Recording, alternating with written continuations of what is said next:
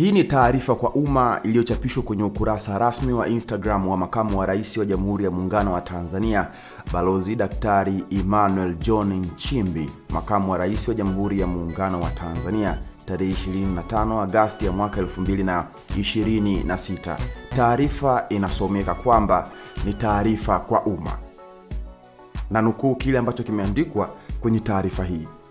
Leo tarehe 25 ya mwezi Agosti mwaka 2026, nimemwandikia barua Rais wa Jamhuri ya Muungano wa Tanzania Mheshimiwa Daktari Samia Suluhu Hassan kumjulisha kuwa nimeamua kustaafu siasa na utumishi wa umma, hivyo nitajiuzuru nafasi ya Makamu wa Rais wa Jamhuri ya Muungano wa Tanzania kwa kuzingatia ibara ya 50 kifungu cha pili C ikisomwa kwa pamoja na ibara ya 149 kifungu cha pili ya Katiba kuanzia tarehe 4 Septemba mwaka 2026.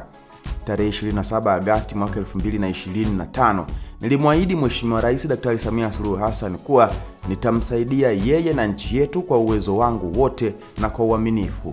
Pia nilimhakikishia kuwa siku yoyote akiona anahitaji makamu mwingine wa rais, nitaachia nafasi hii. Nimejiridhisha pasipo na shaka kuwa Mheshimiwa Rais anatamani mabadiliko, hivyo nimeamua kutimiza ahadi yangu. Kipekee namshukuru Mheshimiwa Rais na Chama cha Mapinduzi CCM kwa imani yao kwangu.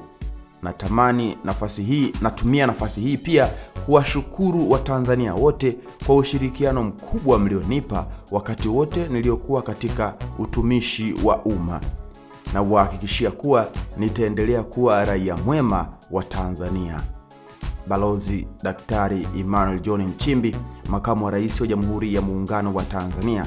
Taarifa iliyotoka tarehe 25 Agosti ya mwaka 2026. Maoni yako ni yapi?